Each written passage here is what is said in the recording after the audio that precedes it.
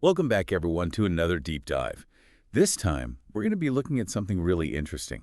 What if, instead of like a single theory of everything, what if the universe is based on how different layers of reality work together and exchange information? Yeah. It's really like moving away from looking for just one big equation that explains everything and instead trying to understand, how all the different parts of the universe kind of dance together. Exactly. And that's exactly what today's source is suggesting, the layers of reality and their interactions. It proposes that reality is like not just one solid thing, but more like an onion. Layers upon layers. Layers upon layers. Right. Each one with its own set of rules. You can almost think of it like a super complicated computer program. You know how software has different modules?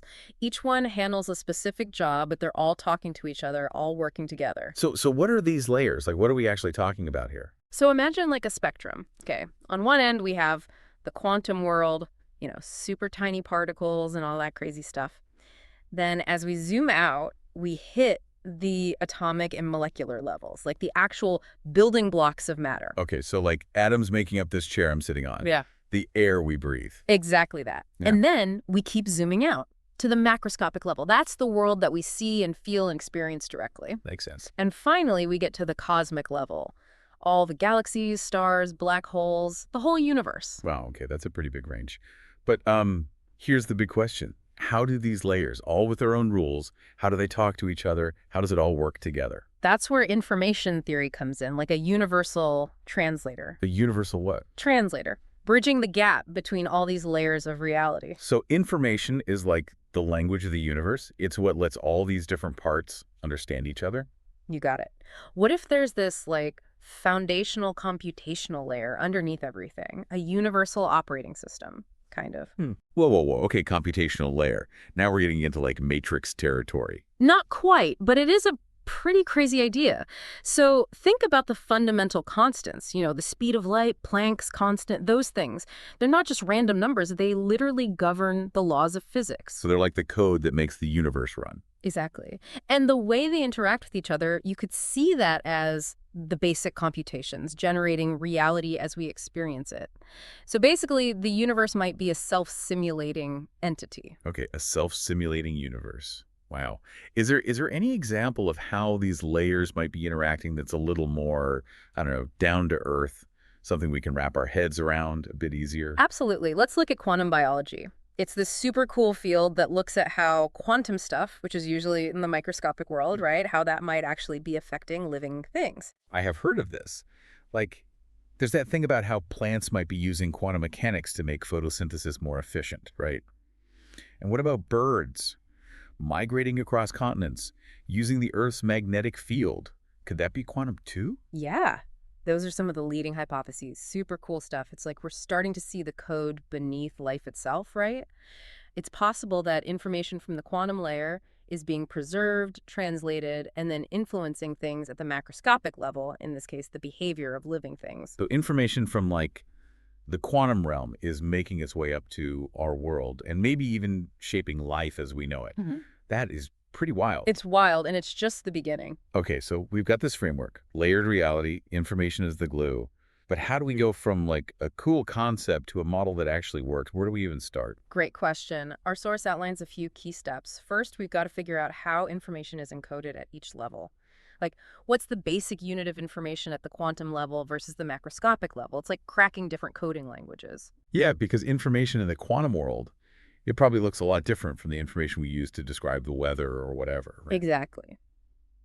Then we need to really dig into the principles of information theory itself. Entropy, which is the tendency towards disorder, and coherence, the ability for things to act together in sync. Can those help us understand how information is preserved and translated between these layers? So it's not just about finding the information, it's about figuring out the rules of the game, how that information flows, how it changes as it jumps between levels. Precisely. And to really make this useful, we need to develop algorithms, step-by-step instructions that can model how these transitions happen. Like, how do quantum phenomena become the classical phenomena that we see every day, and vice versa? So it's like writing the software that lets all the layers of reality communicate. You got it.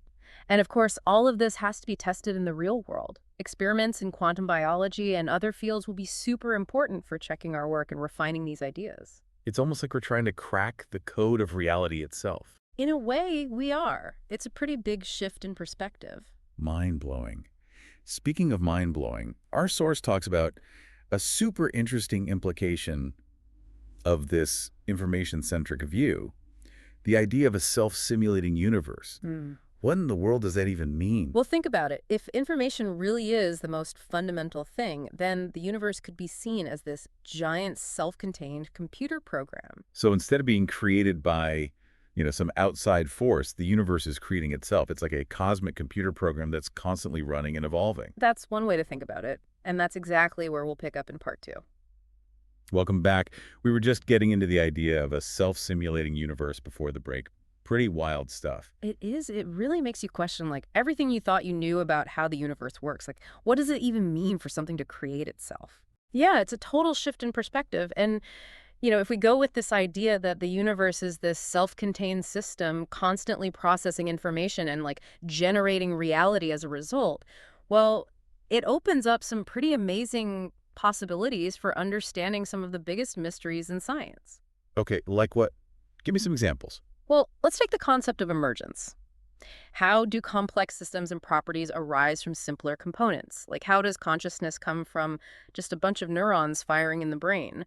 Or how did life itself even begin from, non-living matter? Yeah, those are definitely some of the biggest questions out there. How could this whole information framework help us understand emergence? Well, instead of looking for one big law that explains everything, maybe we should be focusing on how information is exchanged and processed between those different layers of reality. So instead of like looking for the final score, we should be trying to figure out the rules of the game. I like that. Exactly. Think of it like a symphony. The complexity doesn't just come from the individual notes, right? It comes from how those notes are arranged over time, how they interact, how the listener interprets them. It's the information embedded in those relationships that creates the beauty of the music. Okay, that is a great analogy. It makes this whole thing a lot easier to understand. So is there anywhere this information-based approach to emergence is like already working? Any real-world evidence to back it up? Oh, absolutely. Quantum biology, remember we talked about that earlier? Researchers are finding more and more evidence that quantum mechanics plays a big role in biology. This could mean that information from the quantum realm is actually influencing the macroscopic world, the world of living things, maybe even shaping life as we know it. So things like plants using quantum mechanics to optimize photosynthesis, or birds using the Earth's magnetic field to navigate. Those examples where information from the quantum layer might actually be affecting things in the macroscopic world. Exactly. These examples, and tons more that scientists are looking into, show how information could be flowing from that quantum layer up to the molecular level, then to the macroscopic level, even influencing biological functions in ways we never even imagined. It really does make you wonder what other secrets are out there, just waiting to be discovered. It definitely does. And this has implications way beyond just biology. What if we could figure out how information is translated and used across all these layers of reality? We could see some seriously groundbreaking technological advancements. Okay, now I'm really interested. What kind of advancements are we talking about? One huge area is quantum computing. So normal computers use bits, which are either a 0 or a 1, right? Huh. But quantum computers, they use qubits. I've heard of those. They use like quantum mechanics or something, right? Exactly. Qubits utilize superposition, which is this mind-blowing concept from quantum mechanics. It means that they can be 0, 1, or both at the same time. Wait, both at the same time. That sounds like something straight out of Star Trek. I know, right?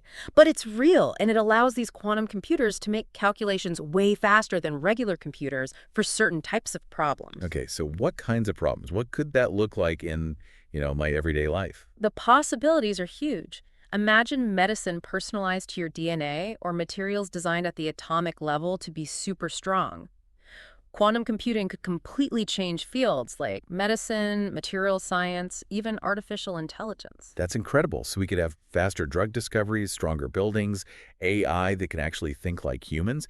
It sounds like quantum computing could really change the world. But how does all of this tie back to information being the basis of reality? Good question. By understanding how information works at the quantum level, we can create much better quantum algorithms. So it's all about harnessing the power of information at the most basic level to fuel these tech advancements. You got it. And quantum computing is just one example. Biotechnology is another exciting area. Imagine manipulating biological systems at the quantum level. Wow. We could see breakthroughs in genetic engineering, personalized medicine, maybe even extend human lifespan. Okay, that is amazing. It sounds like this concept of information being the core of reality could completely revolutionize how we understand the universe and transform our technology, even our lives. It's a total paradigm shift. It opens up a world of possibilities, but it also brings up some serious questions about our place in the universe and what reality really is. And that's what we'll get into in the final part of our deep dive. This is definitely one of those deep dives that will stick with me. We'll be right back after a short break to continue exploring the philosophical and ethical side of information as the fabric of reality. Stay tuned. Hmm.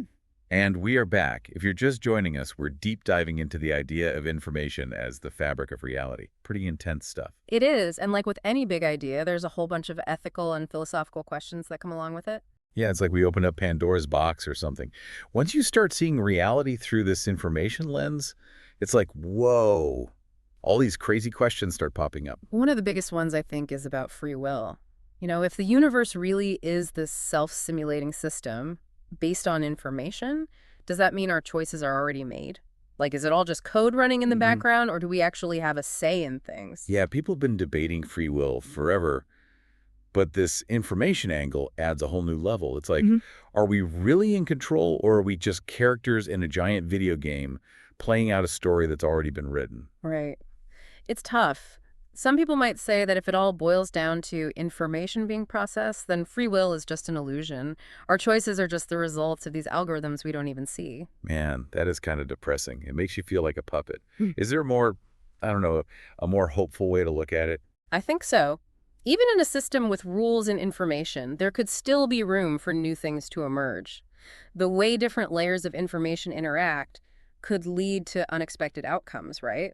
Maybe that's where choice comes in. So it's not like it's one or the other, free will or no free will. It's more complicated than that. Exactly. Think about chaos theory, right?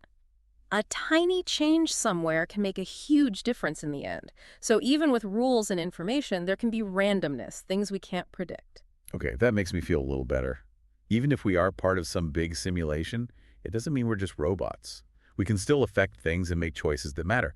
But what about consciousness? How does that fit into all of this? Another big question, if information is so fundamental, could consciousness be a form of information processing too? Like, could our thoughts and feelings be explained as, algorithms and calculations? Now we're really going deep, Yeah. trying to understand the software that makes our minds work. Right. And it's a question a lot of people are working on, neuroscientists, cognitive scientists, all sorts of folks. Some people believe if we can figure out how the brain processes information, we'll finally understand consciousness. But some people think it's way more complicated than that. Yeah, I get that. Can we really capture what it means to be human? The joy, the sadness, the feeling of awe, just by looking at how information is processed? I feel like something's missing there. I agree. Reducing consciousness to just computation might miss the point. The personal, subjective part of experience. Like, if you try to explain what chocolate tastes like by just describing its chemicals, you're missing the actual experience of tasting it, right? Exactly. It feels like there's something about consciousness that goes beyond the physical world of information. It's a total mystery, and it's still one of the most fascinating questions out there. Maybe the key is understanding that it's not just about processing information, but about connecting that information with meaning, with values, with personal experience. So it's not just about the data. It's about what we do with it, how we understand it, how it shapes who we are and how we see the world. Yes.